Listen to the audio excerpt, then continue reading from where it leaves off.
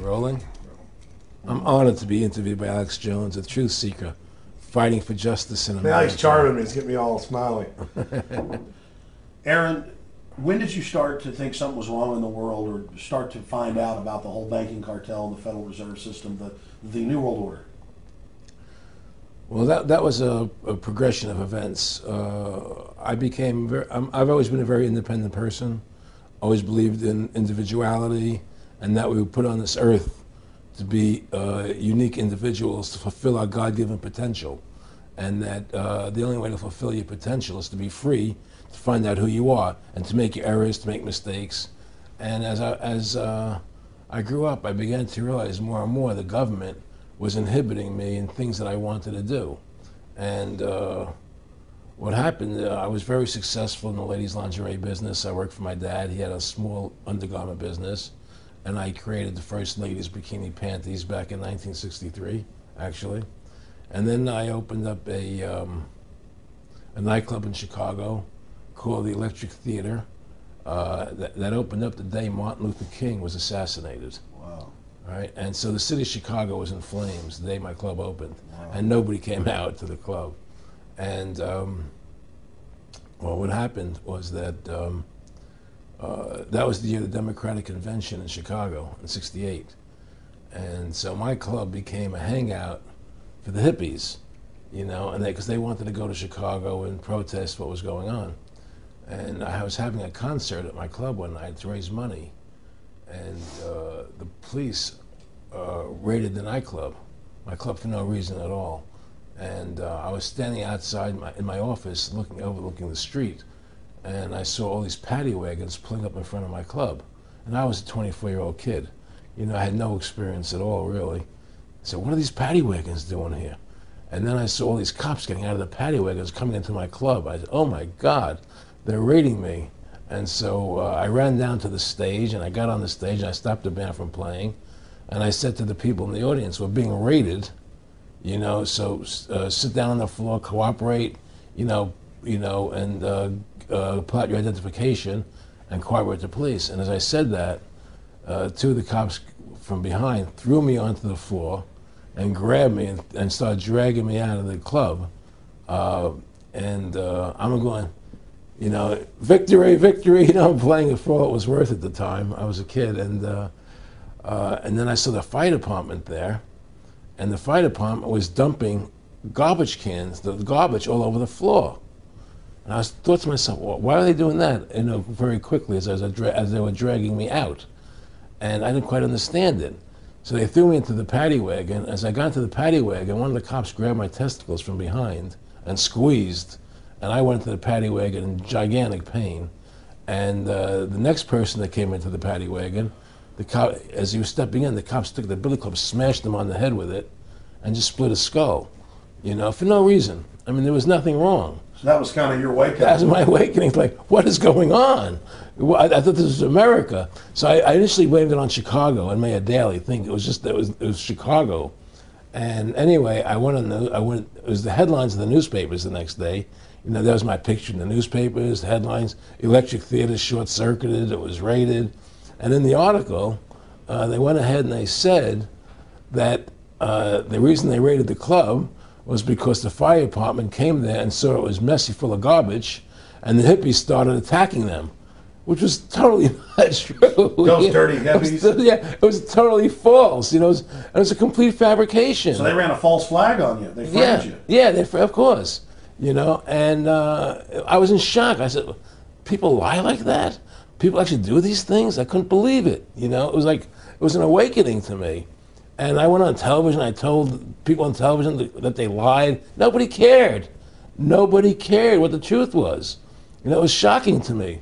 And then a week or 2 weeks later, I forget exactly what it was, two cops come to see me, a lieutenant and a sergeant, a captain and a sergeant. And they said, Mr. Russo, we're sorry if you got hurt that night at the club in the raid, but we're here to tell you that if you want to keep the club open, it's going to take $2,000 a month, and we're going to come see you once a month, and whenever we have to raid you, we're going to call you. you know, and we'll let you know we're going to come in tonight and raid you. This was mafia. Well, the police mafia, Yeah. you know.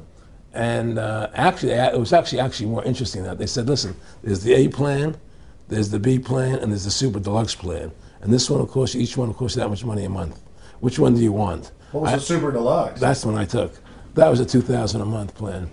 And I took that plan, and I paid them $2,000 a month, and they left me alone. And whenever they were going to raid the club, they would come there, we're going to have a phony raid tonight, you know, just to look good for the people in the neighborhood, you know. So that was your first big education. That was my education into corruption in government, you know, but I really thought that was basically Chicago. I didn't realize it was the whole country was like that. And so that was my wake-up call, that people lie and cheat and steal. And I thought everybody was always honest and nice and decent, and I had no idea about any of these things. Finally, one day they came to me and they said, look, we can't take your money anymore. I said, why, what's up? What's going on? I said, we have to close your club. There's elections coming, and the aldermen in the neighborhood don't want you open anymore. So we can't take your money.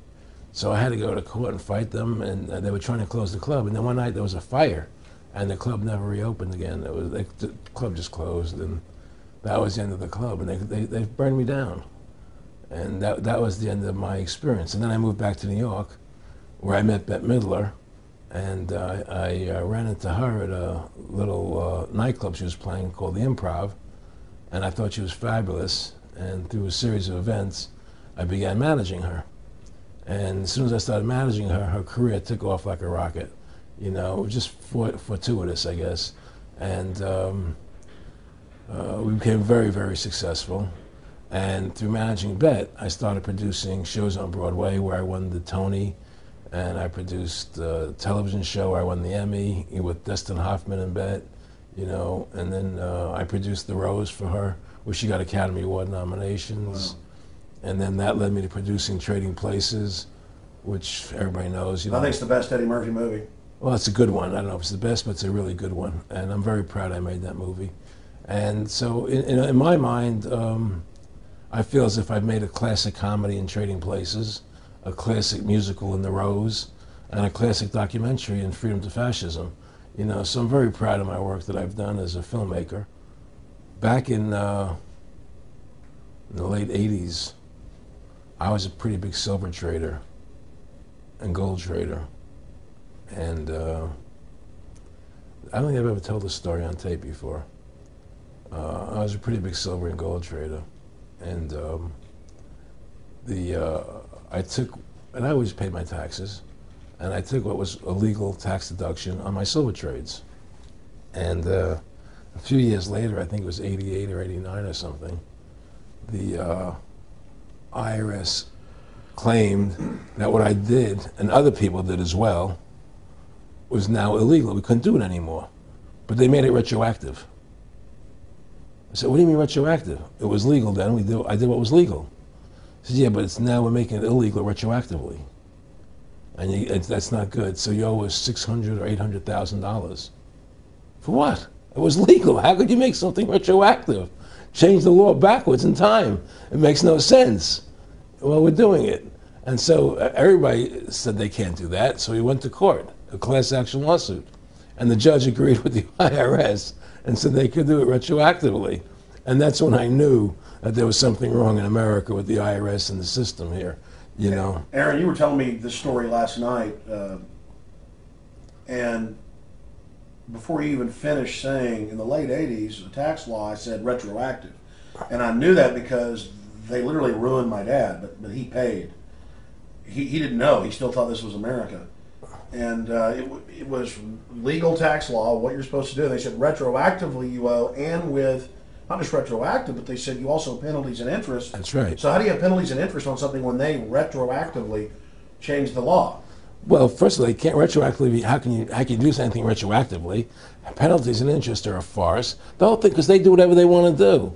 And that's when I realized America is not America. It's not the land that I was taught it was. Because they can do whatever they wish to do. And there's nothing the citizen can do about it. Now, you've made America Freedom to Fascism. I want to walk through that film, and I want to encourage everybody out there to get a copy of it on DVD. It was also in theaters around the country, and I think the best film out there on the Federal Reserve and the IRS and the whole banker scam, and I want to discuss that with you here.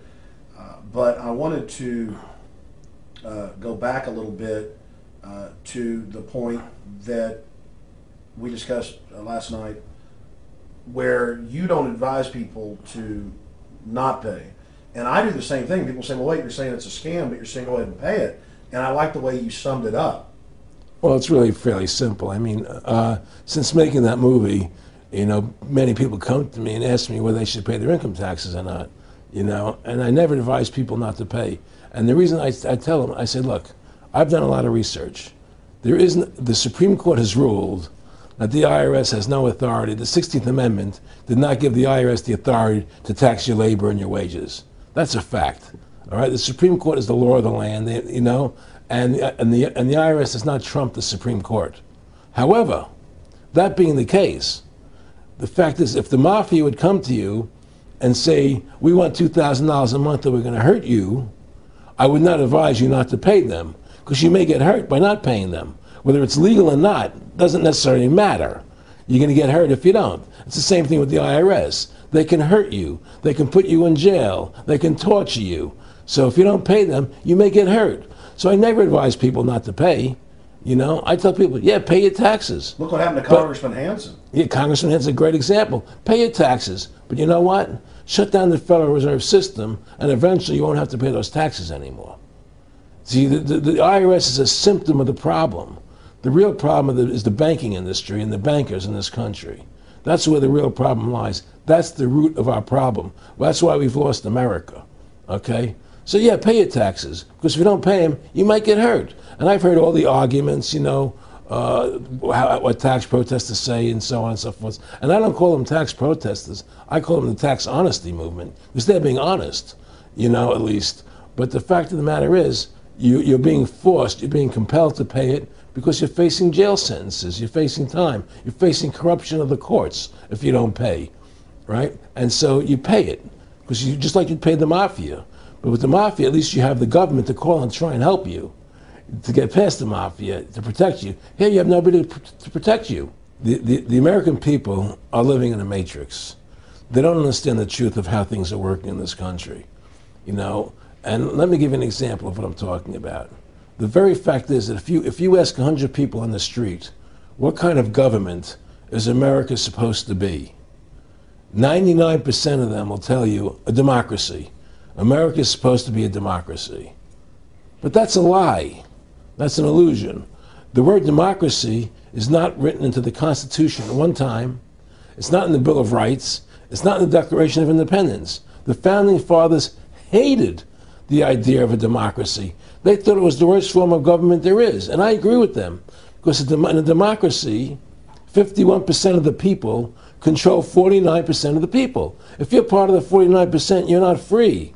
America was founded as a constitutional republic. And in that constitutional republic that we have, 99% of the people can't take away the rights of 1%. You have your rights because you were born with them. You have God-given human rights that nobody can take away from you. The government, the majority, no matter who they are, I can't take away your rights. And that's what our founding fathers gave us.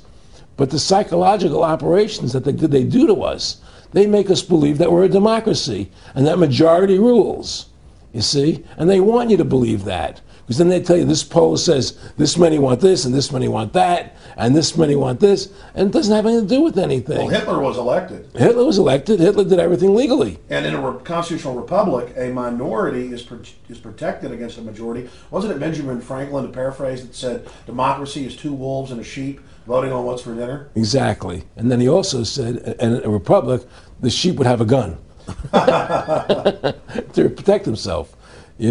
And that's the truth. America's not a democracy, but you ask the most intelligent people what form of government America is supposed to be, they'll say a democracy. Because that's what they've been brainwashed. They've been psyoped into believing that. They believe that we're in Iraq. They believe we're in Iraq to promote democracy.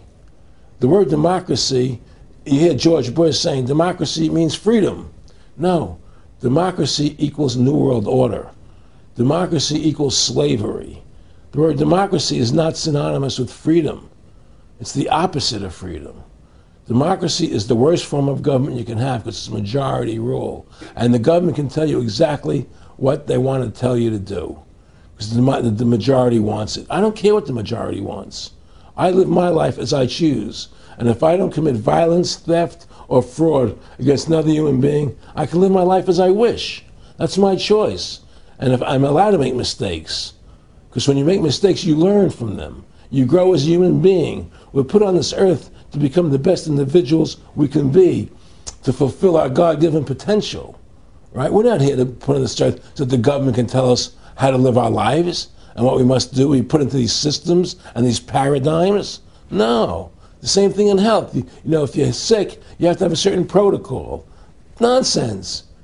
You know, be individuals. Think for yourself. Have critical thinking, you know. And so what's happened is that because they've taught everybody that we're a democracy, which is not true, now, so then in 1913, they bring the Federal Reserve System into being, right? And now you have this Federal Reserve System, which then in 1913 got the right to create money for the government.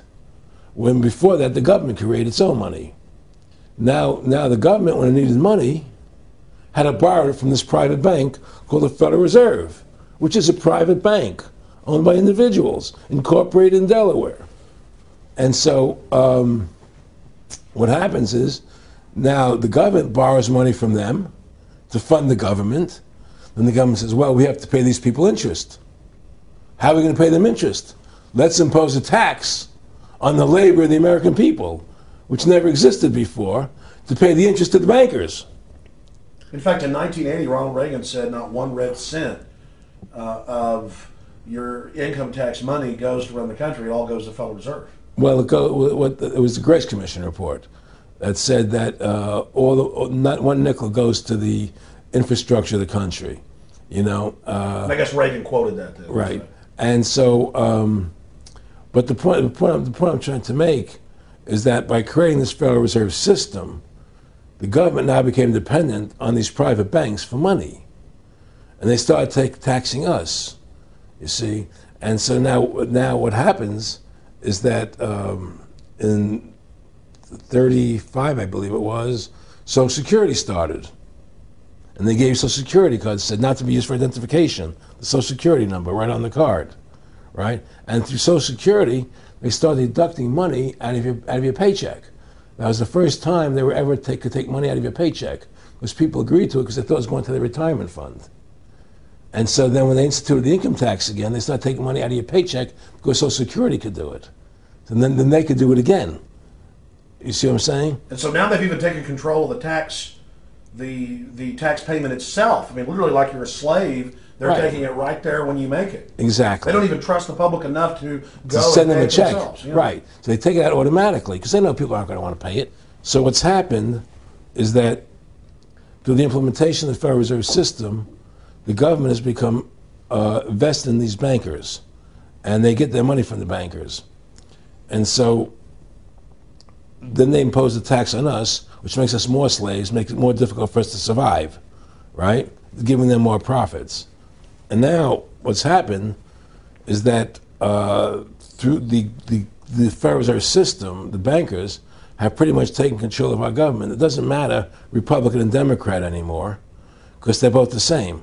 Neither one of them are talking about shutting down the Federal Reserve System or stopping the payment of taxes, you know, or any of the big issues that face Americans, right? So I had a friend, Nick Rockefeller, okay, who was one of the Rockefeller family, and he, when I was running for governor in Nevada, he came to me, introduced himself to me through an attorney, and we became friends. We started talking about things, and I learned an awful lot from Mr. Rockefeller. And one of the things that we used to talk about was the ultimate plan of the banking industry, what they wanted to accomplish. And the goals of the banking industry, not just the Federal Reserve System, but the private banks in Germany and England, all over Italy, all over the world, they all work together. They're all central banks. And they're all part of the Communist Manifesto. You know, central banking is one of the major planks of the Communist Manifesto. We talk about America being a capitalistic country, but yet at the same time we have a central bank that plans everything for us, right? And the graduated income tax is another plank of the Communist Manifesto. right? So right there you have two major planks of the Communist Manifesto that have been brought in because of the Federal Reserve System, okay? So the ultimate goal that these people have in mind is the goal to create a one world government run by the banking industry, run by the bankers, and they're doing it in sections. The European currency, the euro, and the European Constitution is one part of it. Now they're trying to do it in America with the North American Union, right? And they want to create a new currency called the Amero, right?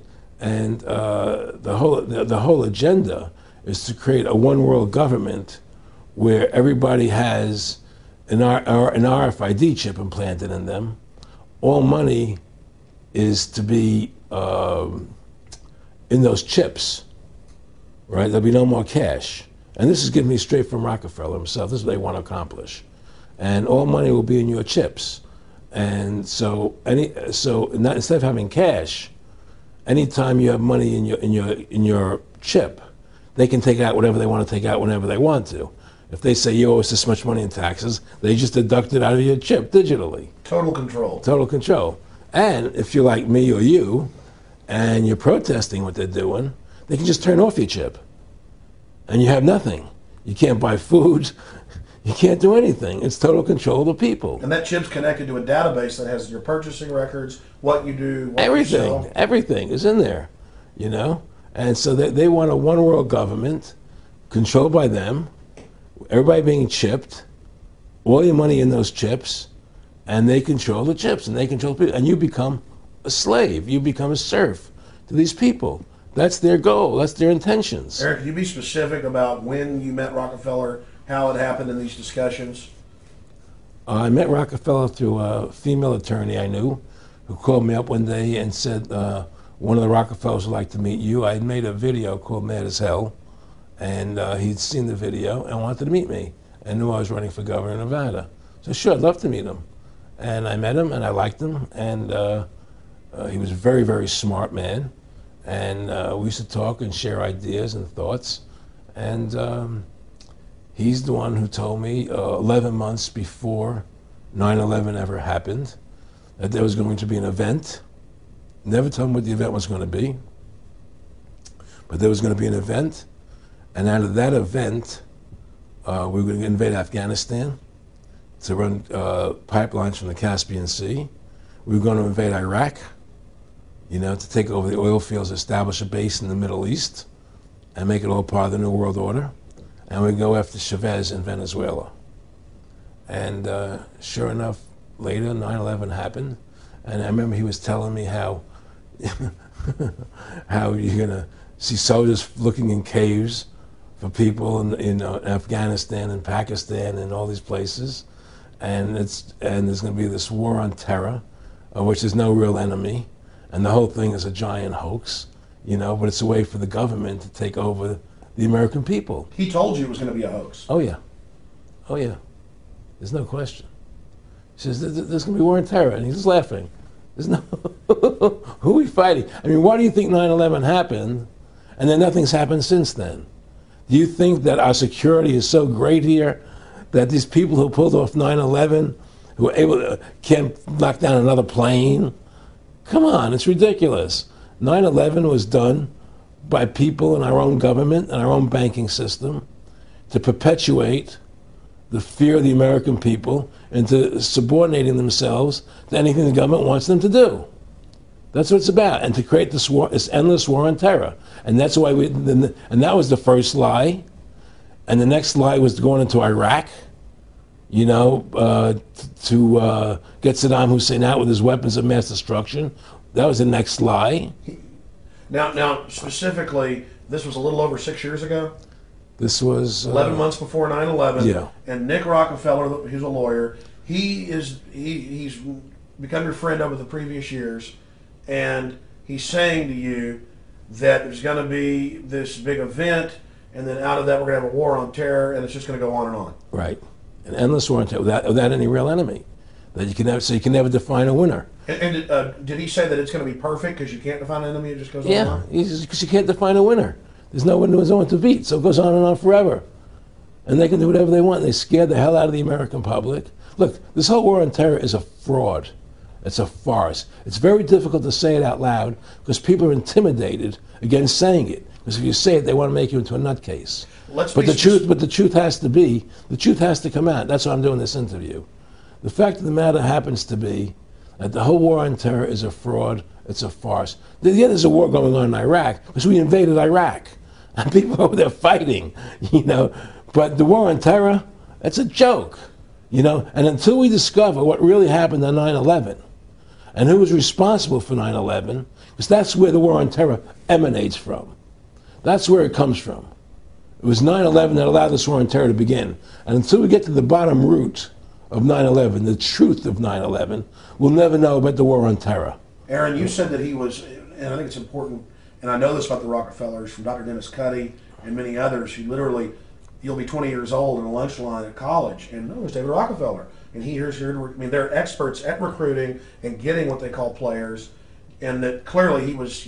I mean, I want to make it specific and just get you to reiterate what you said last night about you got 30% of the vote. You were having an effect. You made mad as hell. They knew that you'd started the Constitution Party. Yeah. They knew that you were somebody who was taking action and getting things done. You'd already made some big films, had a lot of other successes. Right. So they were trying to recruit you, and didn't it come down to the point of, hey, we are here to recruit you, and don't worry, your chip's going to say, don't mess with us. You know, this guy's don't touch. Yeah, yes, that did happen. I was definitely being recruited, but it's more subtle than that. Well, in your words, just go through the process, and then what he said. Well, what it is remember we were friends, and we used to go to my house a lot. We'd have dinner, we'd talk, and he'd tell me about business investments, how you get involved in, you know, or they would help me with this business investment or that business investment.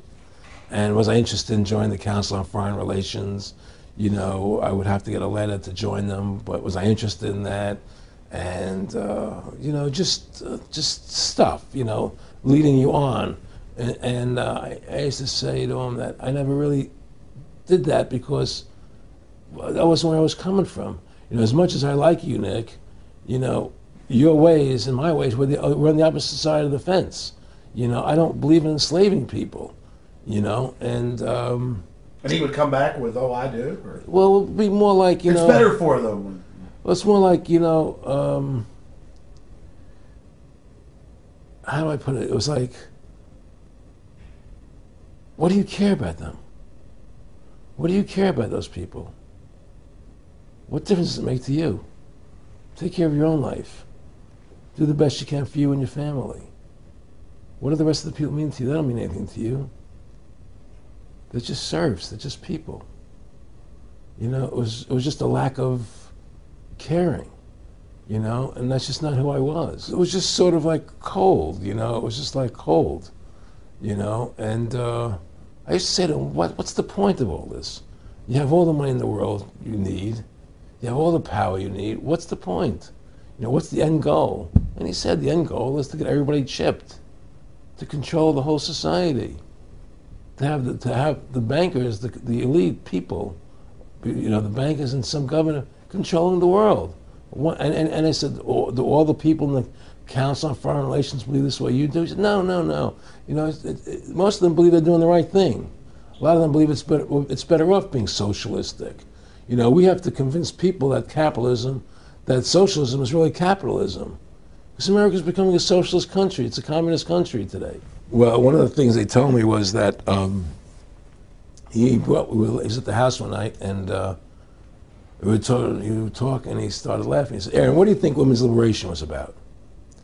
And I said, I had pretty conventional thinking about it at that point. I said, I think it's about women having the right to work, getting equal pay with men, just like they won the right to vote, you know? And he started to laugh. He said, you're an idiot.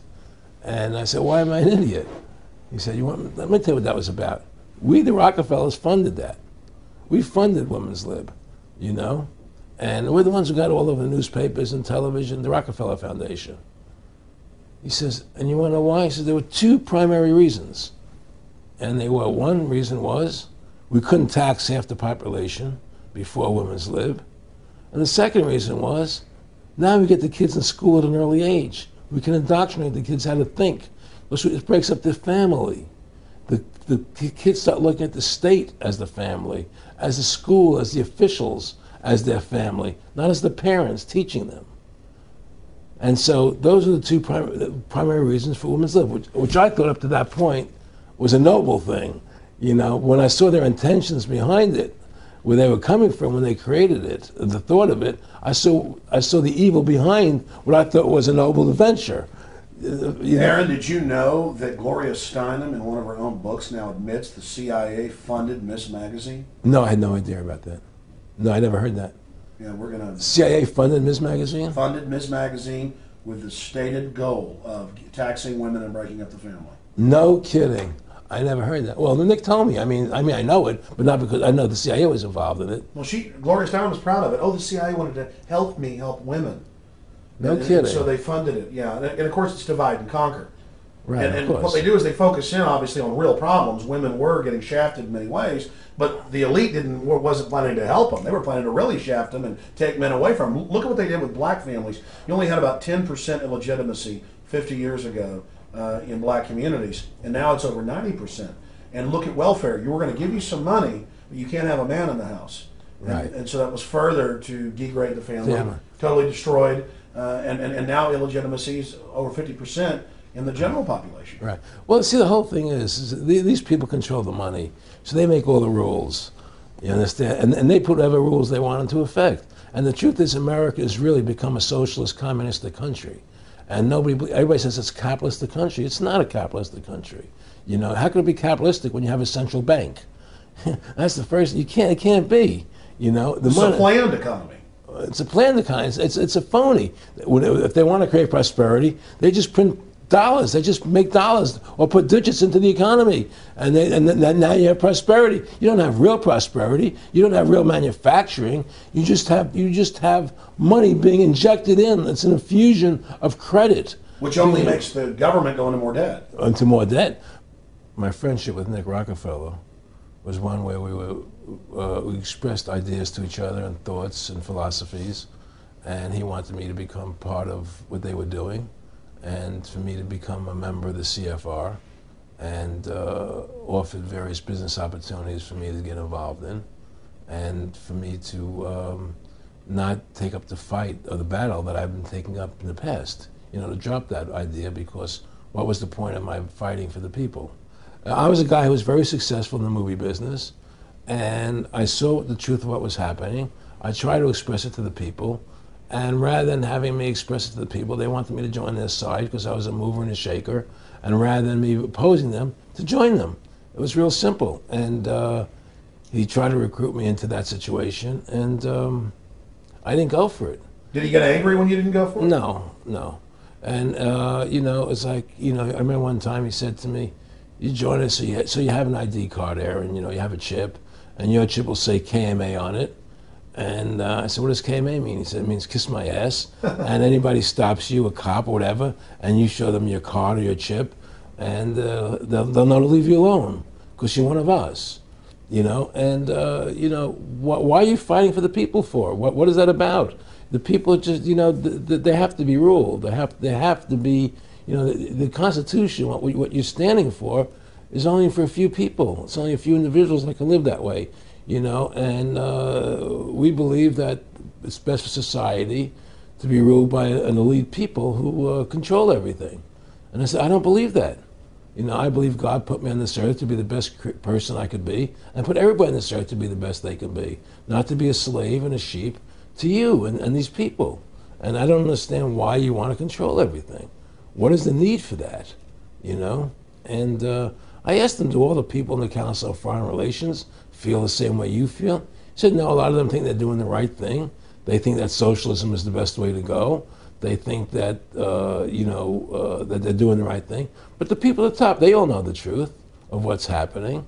And that's what it is. So it's compartmentalized within the elite structure as well. Of course it is. Of course it is. I mean, all the people that are in the CFR, was that 2,000-3,000 people? I forget what, like Dan Rather. They don't know what's going on. They join the CFR because it's prestigious. They think it's good for business. It's good for this. You know, they don't know what's really happening. You know, the evil that comes out of it, that's emanating out of it. You know, and to me, you know, the biggest evil is what's happening right now, because what happened on 9/11 is a phony, you know, and we've never learned the truth about 9/11. That's the question I wanted to follow up on. He tells you 11 months before there's going to be an event, all this is going to happen.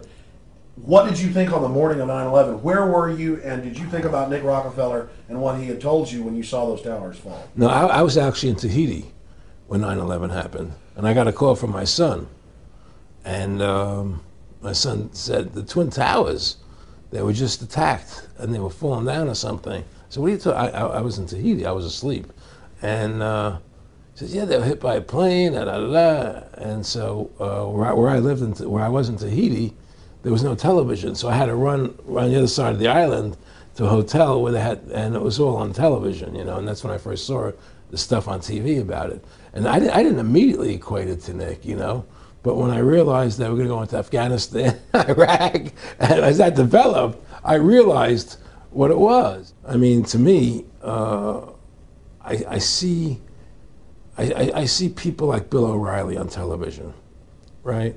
And I see how much they control the media. Like there was this girl on Bill O'Reilly the other night from an organization saying the world can't wait. And this girl was spot on. Everything she was saying was the truth. And all Bill O'Reilly could do was call her a lunatic. He couldn't challenge the facts. They just call people names. They can't, and until we just find that, look, this world, we're heading into a world of danger, possible nuclear wars, you know, because the banking industry is trying to take over the world. 9/11 is the beginning of the war on terror. That war on terror is leading us into Iraq, which is the next lie. So you had the lie of 9/11, how that happened. Nobody knows how Building 7 came down. Okay, we know 9/11 was a fraud. The American people don't know it, but more and more of them are believing it. Okay, so that was the first lie. Besides the inception, I'm not going back to the inception of the Federal Reserve, that original lie. But 9/11 was the first lie in this present state we're in. 9/11 is the kickoff of the war against the American people and the people of the world. 9/11 was a phony. It's a fraud. It didn't happen the way they told us it happened. Now, because of 9/11, we then had the authority to go into Afghanistan and Iraq. Iraq didn't have weapons of mass destruction. Okay, so that was the next lie. Now they're talking about going into Iran. Now, how would you feel if you were Iran and you had this big, powerful country, America, go into your next door neighbor, take over their oil fields, right? Wouldn't you be worried that what they were going to do to you? Of course you're going to be worried. But the people of America don't think about it from Iran's point of view.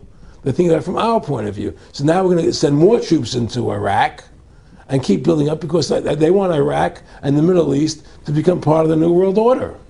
And Iraq was using, Saddam wanted to start using euros instead of dollars, right? He was messing up their whole consolidation. Iran wants to start using euros instead of dollars. They have. Okay? So I'm saying what they're trying to do is preserve their power. And one lie leads to the next lie, leads to the next lie. And until you get to the root cause of 9/11, which is supposedly the war on terror, we'll never solve our problems here. Should we send more troops into Iraq? Should we not send more troops into Iraq? Well, the truth is, the fact is, that it all goes back to this war on terror. Where did 9/11 come from? That's the root cause of everything. And until we have a full investigation, find out why Building 7 fell down, why they shipped all the steel out of America so quickly, you know, from the buildings, why all the things that don't make any sense about 9/11, until we find out why it really happened, you know, we'll never understand why there's a war on terror. And we'll never be able to prove that the war on terror is a phony. You know, Nick and I discussed many things. One of the things we discussed, or he brought up in conversation, was reducing world population, and felt that there were too many people in the world. In a way, I agree, there are too many people in the world, but I don't think I have the authority to say who's going to die and who's not going to die, you know. But they felt that they wanted to reduce world population, and he felt that it should be reduced by half. He even mentioned to me once they were having a real problem trying to solve the Israel-Palestinian problem. And he talked to me once about they were playing with the idea of bringing Israel to Arizona. you know, and taking all the people from Israel and giving everybody $1 million and setting up Israel in the state of Arizona. Unbelievable. To end that problem, because that's a problem that they're not in charge of, in a sense. They're not controlling that problem. They're very arrogant. They can do whatever they want to do. We've given these people the authority to create money out of thin air, and through that device, they control everything. And if you want to win the battle to stop that, you have to deny them the ability to create money. It's only because they can make money that they have all this power. They literally have the money machines. They have the money machines. They can print it. They can do whatever they want to do. They own everything. Aaron, we take over pretty quick. If we were the guys that issued the money, everybody had to come give us real assets for the use of this money we just printed up. You know, people you know, I tell people, you know, why in the world does the American government borrow money from the banks when they have the ability to create it themselves without borrowing it and paying interest on it? Why? And nobody can answer that question. Not one politician ever raises that. Why does the American government borrow money when they can create it without paying interest? Well, we did create it up until 1913. And so people say, well, because if the American government does it, it'll create inflation. That's the answer. I say, well, let's look at it. The American government has the Federal Reserve do it, which creates the same inflation as if they did it. But also with the inflation, now you're getting massive debt. So with the Federal Reserve, you have inflation and debt. Now, if the American government made the money, backed by gold, which limited the amount they could make, you wouldn't have debt and you wouldn't have inflation. But inflation was only about 50% from the 1780s, I've looked it up, until the late 1800s. And then we have the central banks already trying to cause some panics, which they then used to push the Federal Reserve. And if we look at inflation since 1913 into 2007, it's exponential. In fact, a dollar is worth about 2 pennies to what it was worth in 1913. Federal Reserve Chairman, former Federal Reserve Chairman Alan Greenspan doubled the money supply from 2000 to 2006. And then Edward Bernanke, the new Fed chief, came in and said he's going to double it again in the next 2 years. And then he said, now I'm going to make the money supply numbers secret. And so now we don't even know. Right. But the evidence is they are just, I mean, in the curve of inflation, it gradually grows. And then suddenly at a point, it goes straight up. And it seems we've it's now parabolic, reached, yeah, parabolic. But the thing is that the only thing I disagree with you on from early 1800 to 1913, there was no inflation other than during the Civil War. You know, when Lincoln was well, I'm talking about how much a dollar was worth, and I know it never changed. There was no inflation in that whole 100 years. There was no inflation. People knew what the money was worth. They could retire. They knew what it would cost them to live their lives out. There was no problem. It was only since 1913, when the Fed came in, that we created massive inflation and massive debt. So then what you said earlier, then there really wasn't inflation. There was no inflation. So you don't get inflation when the government issues the money, at least in the U.S. history. Well, not if it's backed by gold. Well, exactly. But I'm talking about, and I did look this up, and I believe that if you look after the country was set up, and some of the things that happened with Andrew Jackson and the rest of it, there were points where it spiked and there were manipulations. There were points, mostly during the Civil War. Yeah. And that's because Lincoln printed so much money. Exactly. That's right. But once that ended, but basically there was no inflation other than that during that short period of time. I mean, a loaf of bread was a loaf, of course, the same thing. People could plan their lives. Today, they planned inflation. Now you have two parents working. They can't afford to pay for their family anymore. The kids are going to state-run schools now. The kids are being indoctrinated how to think. They're being given Ritalin. They're being given all these drugs. The whole country's being dumbed down. It's all because of the Federal Reserve System.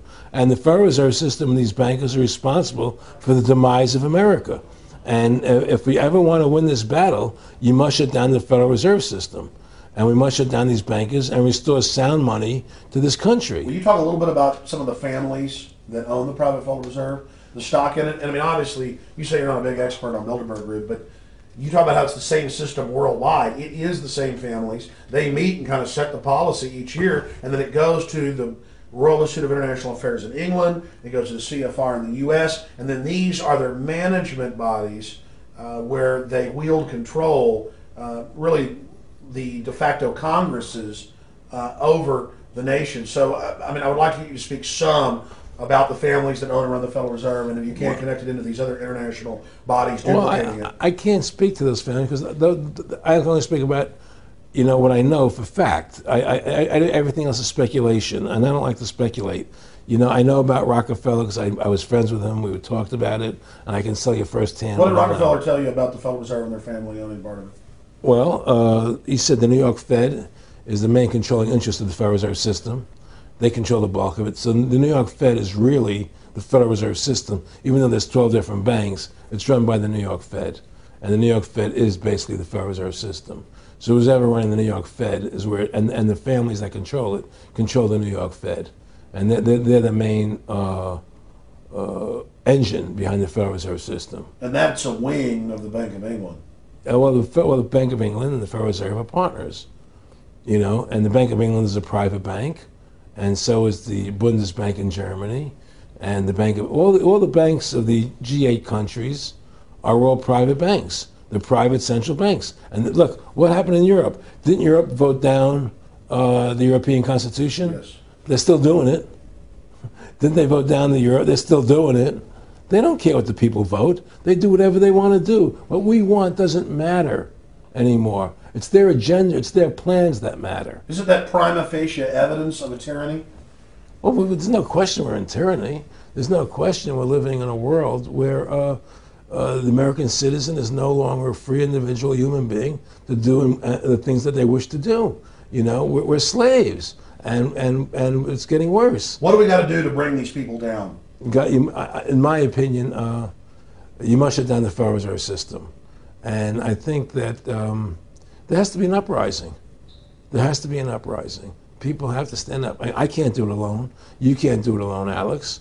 And we need to get a majority of people, not a majority of people, but it was 5% won the war against the British, a highly motivated group. But I agree, people have got to get angry first. I mean, not just, yeah, we know it's corrupt and that lackadaisical. We got to get pissed. People don't seem to have the courage to do what they have to do. You know, I want to say you've got a lot of courage. Well, thank you. You know, I don't know if I have a lot of courage. I just have. Well, I want to thank you for what you're doing for my family. Well, I have a sense of conscience and I have a sense of justice. You know, I get nervous about what I do, but I do it because there's no other choice. You know, I couldn't live with myself if I didn't do it. You know, but the fact of the matter is, I mean, I've ostracized myself pretty much from Hollywood. You know, people are afraid to deal with me in Hollywood a lot because of what I do and the things I say. You know, I don't go along with routines. You know, a lot of people in Hollywood know the truth. They're not willing to stand up and speak about it. You know, and I know many of them have seen my movie, you know, and they know I'm right, and they won't talk about it because everybody's afraid. Everybody's afraid because they think that this money they get, these Federal Reserve notes, are really money, and they think they have a comfortable lifestyle, and they're afraid to change. You know, they're afraid to stand up for what's right. And until people are willing to stand up and have the courage to do what they need to do, it's not going to change. And hopefully, you know, what you're doing, what I'm doing, what other people like us are doing, can affect the change that people will stand up and say, hey, I've had enough. The thing is, we have one advantage, that they need us to cooperate. See, if we don't cooperate with them, they can't win. And so they always need our cooperation to go along with their programs. So they try to sell us. Right. They try to sell us. Democracy, this majority says this, believe in this, do that. The war on terror, you know, we got to be scared. You know, they're always trying to do things to sell us so that we'll go along with them. And once we learn not to cooperate with them, then we win the game. And that's the point. Don't cooperate with them. Don't go along with the program anymore. Stop it. Join forces. You and I should run for president and vice president and take over this country and bring freedom back to this country. You know, that's what it's going to take. Two people like you and I, statesmen who believe in freedom, who believe in Thomas Jefferson and the Constitution and the Founding Fathers to make this country whole again. Because right now it's in the grip of the evil ones, you know. And the only way to stop that is for good men to stand up. What's Edmund Burke said?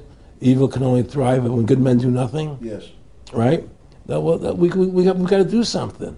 That's what it is, you know. Silence is golden, but when it comes to your freedom, it's yellow. You know, we have to stop being scared. We have to stand up and do what's necessary to take back, to stop these bankers, these elite, this government full of lies, congressmen full of liars, you know. People destroying our borders, you know, creating a government. I mean, imagine this. Here you are in America, and they're combining America, Canada, and Mexico into one country, the North American Union, and the American people don't know anything about it. It's not even in the press. They'd rather talk about Rosie O'Donnell and Donald Trump calling each other names than discussing the fact that we're merging into one country. The press doesn't even report it. Or that Paris Hilton doesn't wear underwear. Yeah, Britney Spears. But I mean, who cares? I mean, the fact of the matter happens to be that tells you how controlled the media is. Here you are combining America, Canada, and Mexico into one country, and you don't see it in the press. Unless maybe it's Lou Dobbs. You don't see it in the press. You just don't see it. It should be the top story everywhere. Everywhere, and not a word about it, really. Why? That tells you there's the evidence that it's controlled. They don't want the American people to know what's going on. That's why they don't protect our borders. That's why we're losing our Constitution, the very document that secures our freedoms. Well, I think if you analyze the situation, and if you realize that since the Federal Reserve has come into being in 1913, illegally, without a constitutional amendment, by bribing a few senators during Christmas vacation, they turned over the most important power that the American government has, the creation and issuance of money, to a private bank. Through that private bank issuing money, they have destroyed this country. They have destroyed the purchasing power of the money in this country. They've created social programs that are destroying this country. Now, they've taken over our government, both Republicans and Democrats. There's no difference anymore between the two parties. They control both parties. It doesn't matter to them which one wins, because who's ever running for president will be someone they anoint, okay? Whether it's Hillary Clinton or John McCain running for president next year, they're going to be people that are going to do what they want them to do. And the fact of the matter happens to be that you can't win an election unless you have enough money to win. They make sure who gets the money. Okay, so through these bankers attempting to taking over America, knowing that America was the freest nation in the world, it was necessary for them to take over America, take away our gun rights of freedom to bear arms, and create a country where we become slaves. Because once they took over America, the rest of the world becomes a lot easier for them. And so, by creating 9/11, an event to terrify the American people that were being attacked by terrorists, you create a world where there's an enemy that can never be pinpointed. You can never win the battle. It's a 100-year war. It's a never-ending war on terrorism, right? So you're always fighting this war. And through the war on terrorism, which is the 9/11, which is the first lie, then you create the war on terrorism, which is the next lie. Then you create the war on Iraq, for weapons of mass destruction, which is the next lie.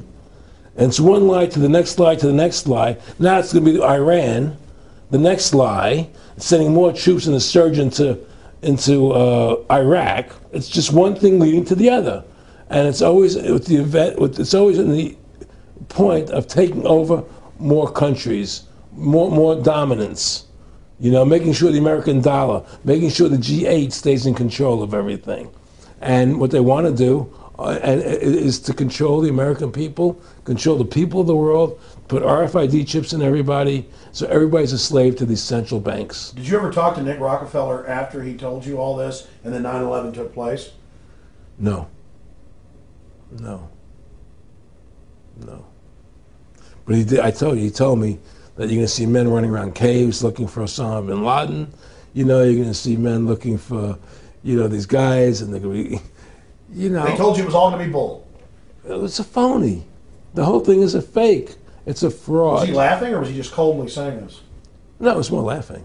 Cynical. Laughing. It's more like how stupid everybody is. Look how stupid everybody. We can do whatever we want to do. Well, it is ridiculous. It's like with Al Zakari. They claim they killed him like 14 times. And then they never said, well, we didn't kill him last time, but we killed him this time. They never even, now they're like practicing being ridiculous. Well, what about bin Laden being in the American hospital, getting kidney help? Yeah. Right? In the American hospital, right?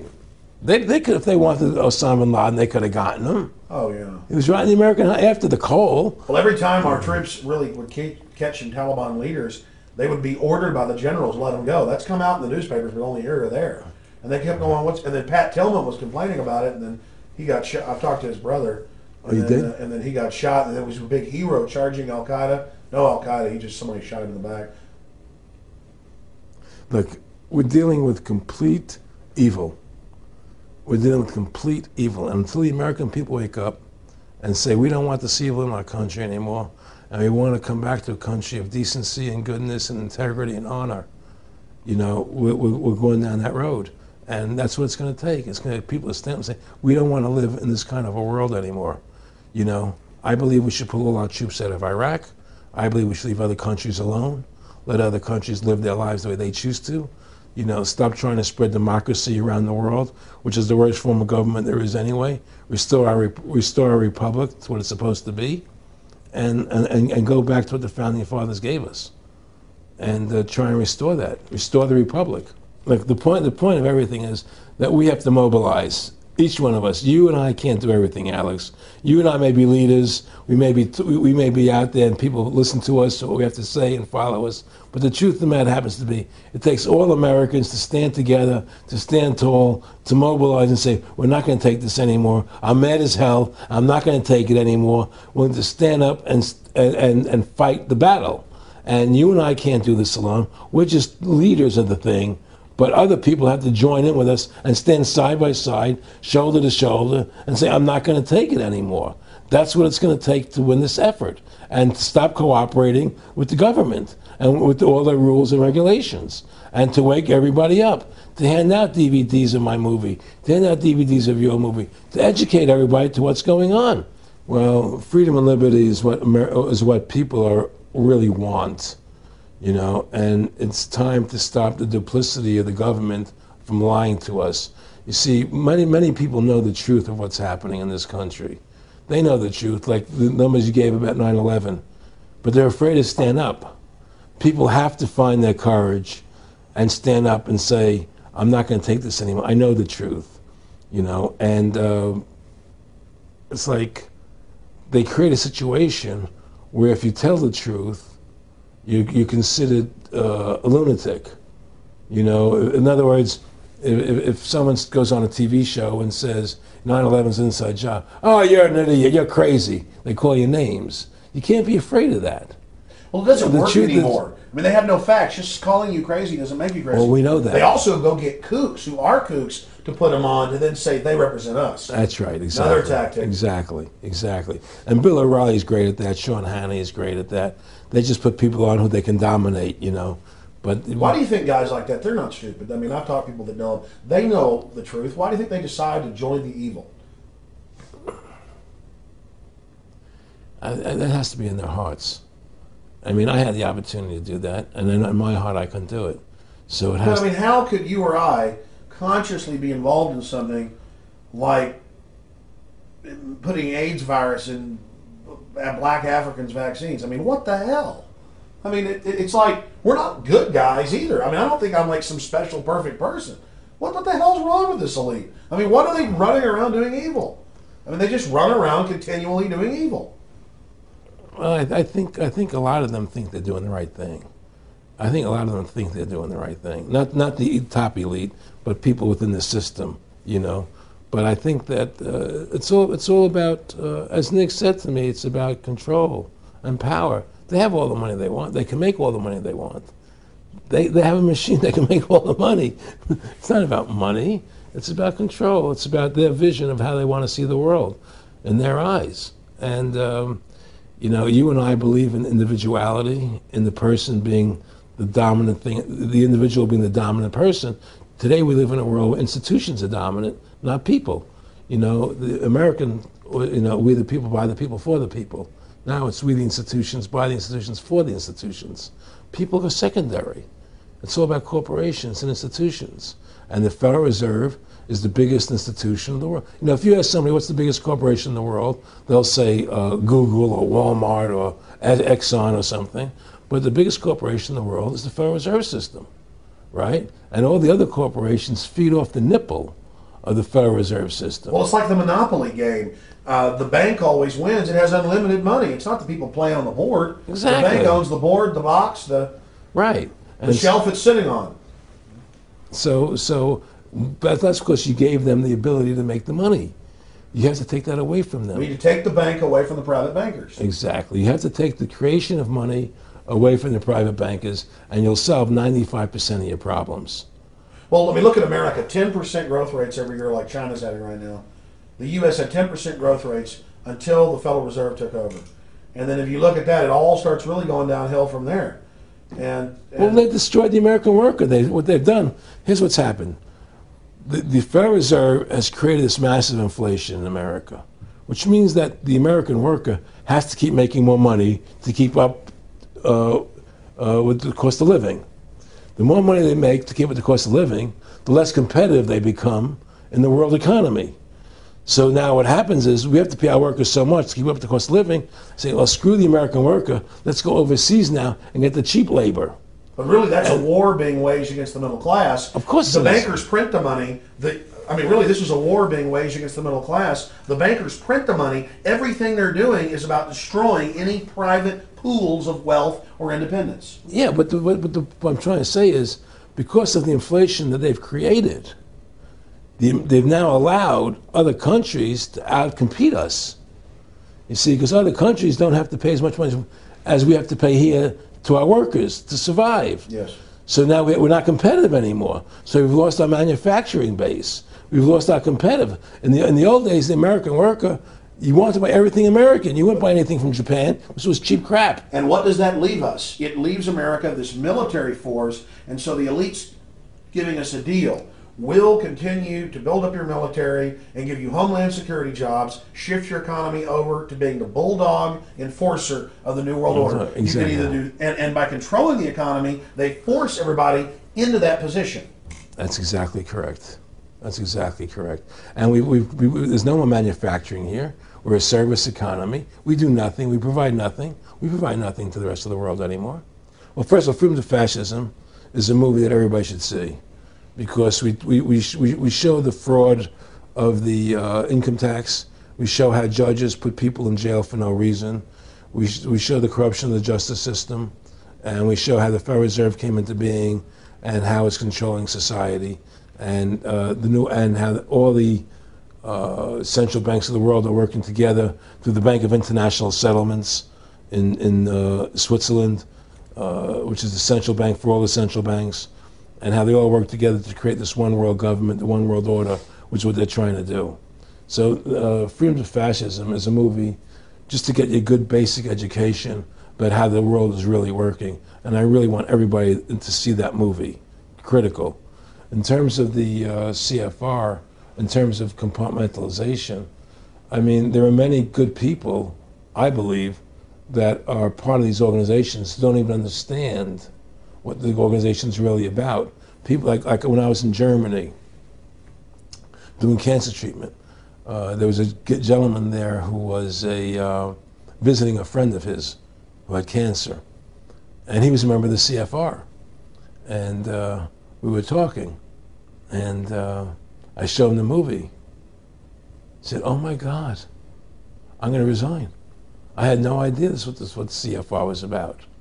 He had no idea. He was just a nice guy who thought he was in this prestigious organization. Yeah, a lot of it's about getting good people, and so you can watch them. Keep your friends close, your enemies closer. Well, no, it wasn't even that. It was, a lot of people join the CFR because they think it's a prestigious organization.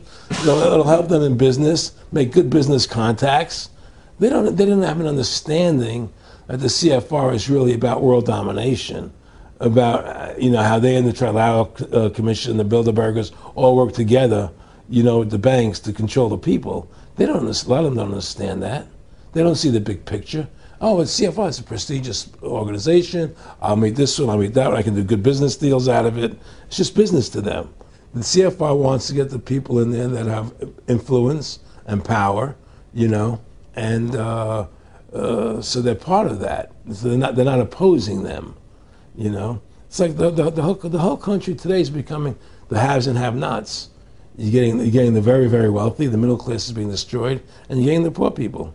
Isn't this just a slick mafia that took over and uses fancy PR? Well, you can call it mafia, you call it whatever you want, but it's definitely a criminal organization. There's no question about it. But it's a criminal organization that has prestige, you know, that appears to have what's the word I'm looking for? Class, style. You know, it's like, you know, respected. It's respected. People don't look at it as being a criminal organization. That's what a great job they've done. You know, people look at Alan Greenspan as being a hero. You know, the maestro. Money's a funny thing. You know, I was talking to Michael Eisner one day, and I said to Michael, you may have $1 billion, Michael, but they're all dollars. You know, if the dollar goes bad, how much money are you going to have? You know, and that's the thing. You know, everything is denominated in dollars. Everybody thinks in terms of dollars, but the dollar has no value. And then someday it's you know, everything returns to the mean. Well, really, the whole universe, financial universe we live in, is a matrix fraud. Yes, it is. And that's why it's going to come crashing at some point. And they're going to try and hold it up as long as they can. I mean, whenever they want to manipulate the markets, they can. If they want to send the price of gold down lower, they can. If they want to send the stock market up, they can. They do that. There's no more free markets. You don't live in a society where free markets rule anymore. You don't live in a capitalistic society. You know. But meanwhile, they say it's capitalistic right. and free market all day, when really they're waging war financially and politically. Exactly right. Aron Russo, I want to thank you for this interview. Anything else you want to add? No, I'm happy to do it for you. How about your website? My website, freedomtofascism.com. Go over there, take a look at it. You know, but just folks, you know, all I can say is, you know, take our country back, restore the Constitution. Don't let these bankers do this to us anymore. Stand up. Don't be afraid of them. And do what you got to do, you know. And I have plans in the works. And when I get over my problems, you know, we'll reveal them, you know. And, well, I'll be supportive of that. Thank you, Alex. And listen, you've done a great job alerting people to the truth. And don't. In other words, don't be afraid to be ridiculed by these people. You know, if 9/11 was a phony, and I know it was, then stand up and say it's a phony. Don't be scared to tell the truth. Don't allow their their powers of trying to make you look silly to frighten you. What did you think of what Charlie Sheen did? I love what Charlie Sheen did. I was so respectful of what he did. I just applauded him. People saw right through that attack. They flipped a light switch when they went after him. Yeah, but they don't. You see, the thing is that more people don't come out and do it. You know, to build that wave. Charlie did it. I'm really proud of the guy. David Lynch did. But the media was smart and didn't bite this time. Right. I mean, a few people have, but they're not picking up on it because they control the media. James Brolin did on The View. I heard that as well. But again, they're not picking up. Barbara Walters looked like she's about to have a heart attack. But they don't pick up on it. You see, they don't allow it to go anywhere. You know, it comes if someone says something, they let it die. You know, but they keep perpetuating, you know, the war on terrorism. They keep perpetuating all these things that are lies. And because we've given the Federal Reserve the money-making power, they control the media, they control the government, and they're all in bed together. So you're fighting all this propaganda all the time, and it's a very difficult fight.